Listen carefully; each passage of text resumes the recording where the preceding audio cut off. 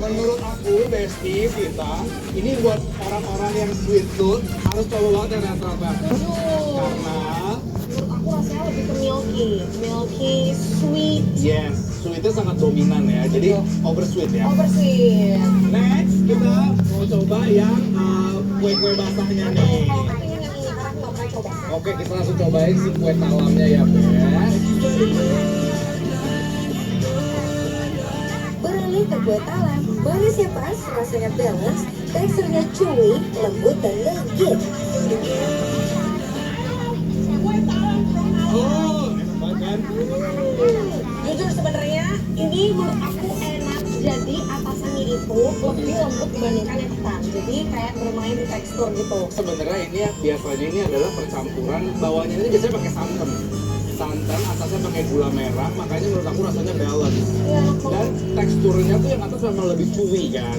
Jadi ini kayak mainan di tekstur, ini adalah salah satu kue basah yang menurut aku tuh one of the best. Next, ini dia kesukaan aku. Kalau di Bali namanya kue putu sih juga sama. Kue putu, tapi biasanya warnanya hijau ya. Tapi bisa dilihat kalau tebal banget gula merahnya ini sebanyak ini. Lanjut ke kue putu Medan nih, aromanya wangi, kelapanya terasa, tradisionalnya kerasa banget. Bisa, kue putunya. Aku startnya banyak ya. Kalau di Bali orang-orang jual kue putu ini buatnya tuh dalam. Jadi nggak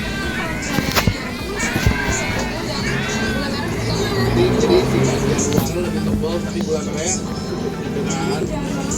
Tapi kalau menurut aku sih, karena yang ngasih rasa juga adalah si kelapa parutnya yang udah dikukus, kasih garam sedikit jadi balance banget. gitu ya. Udah gitu. Ya udah sih, kalau gitu langsung aja kita kasih penilaian buat besti-besti di rumah buat selera risol dan Pondok kelapa yang ada di pondok kelapa. Penilaiannya ada 15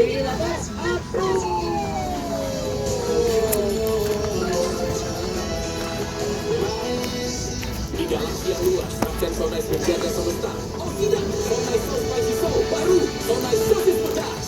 Pedasnya enak bikin lagi. Ini baru jagoan jajanan protein pedas.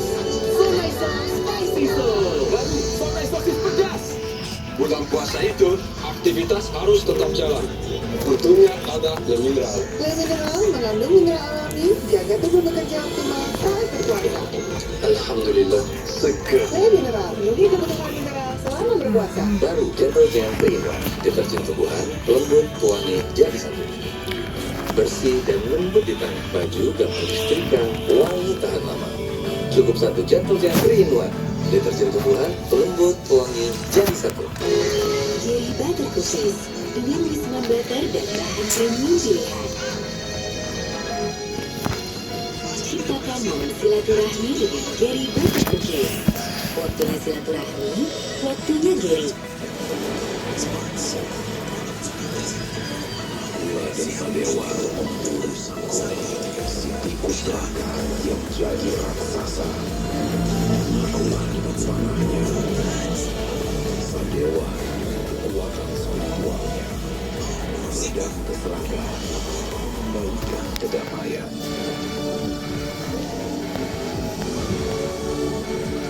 Yang merayakan hari kemenangan. Pisang. Udah gak sabar makan Oreo ya.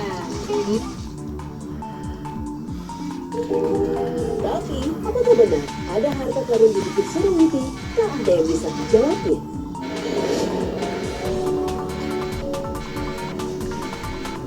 Berjarak 1 jam dari Bukit Surawiti, Masjid Sunan Giri juga menyimpan kisah yang tak kalah menakjubkan. Adalah makam Mbah Jenggol yang berada di depan Gapura, terlihat ramai dikunjungi peziarah.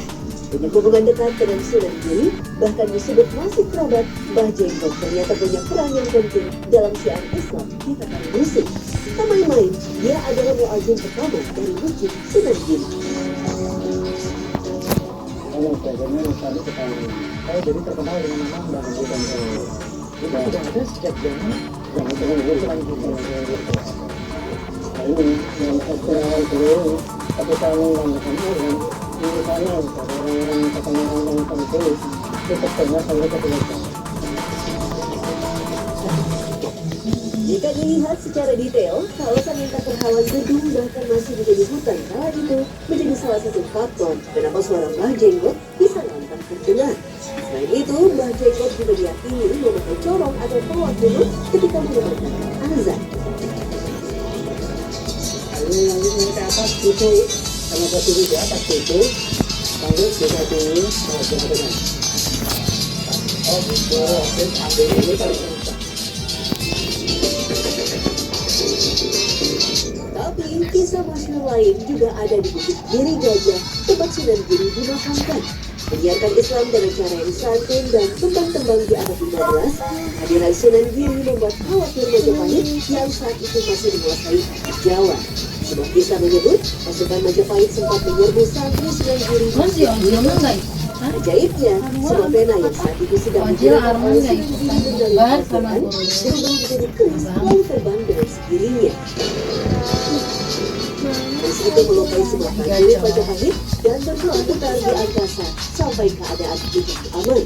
Keris itulah yang tersohor dengan sebutan Kalabunyi.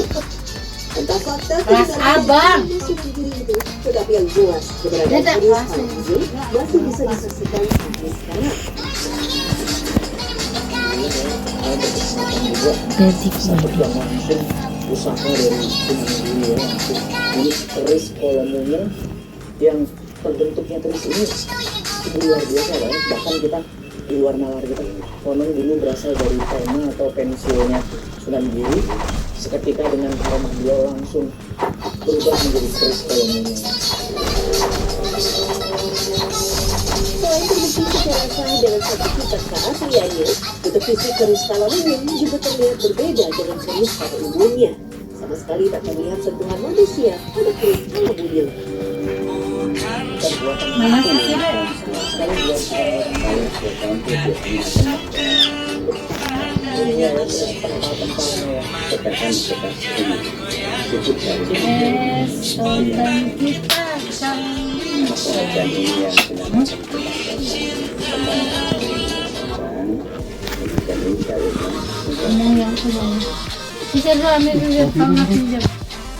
Di luar area makam masih ada peninggalan Sunan Giri yang Kopi, jangan ini yang tadi adalah pacu Sunan Giri atau yang kecil-kecil juga.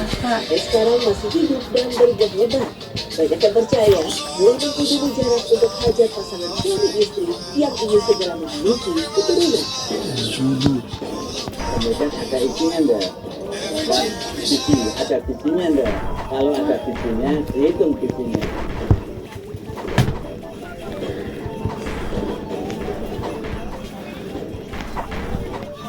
Ikutin saya di jejak Al-Quran. Semua botol bayi tertulis 100% bebas BPA. Kalau air galon, ada nggak ya yang 100% bebas BPA? Untuk itu, Ayo hadir dengan jalan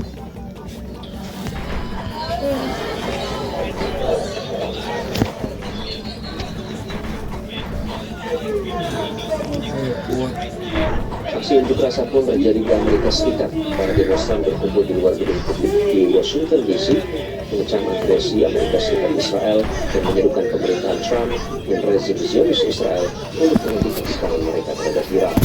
Para aktivis meneriakkan slogan sambil mengibarkan bendera Iran dan mengangkat plakat yang bertuliskan tidak ada lagi perang berdasarkan kebohongan.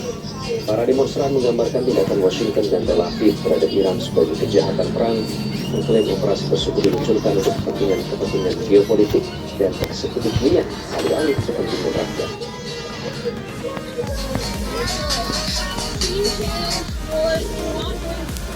Keputusan Presiden Amerika Serikat Donald Trump menyerang Iran memicu perdebatan besar, bukan hanya soal resiko perang Timur Tengah, namun soal alasan yang dinilai terus berubah.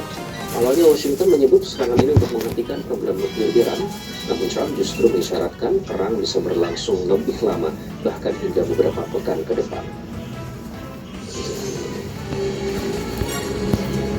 Short time ago, the United States military began major combat operations in Iran.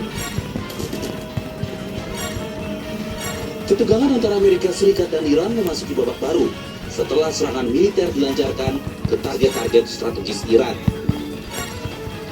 Presiden Amerika Serikat Donald Trump awalnya menegaskan operasi militer ini bertujuan menghentikan program nuklir Iran. Washington menilai Teheran berupaya mengembangkan senjata nuklir yang dapat mengancam keamanan global. Namun seiring berjalannya waktu, alasan tersebut mulai bergeser. Sejumlah pejabat Amerika menyebut serangan dilakukan untuk mencegah ancaman Iran terhadap kepentingan Amerika dan sekutunya di kawasan. A short time ago, the United States military began major combat operations in Iran. Our objective is to defend the American people by eliminating imminent threats from the Iranian regime, a vicious group of very hard, horrible people. Ini kamu These badan menacing activities directly endanger the United States Pala, San. bases overseas and our allies throughout the world. Tak hanya itu,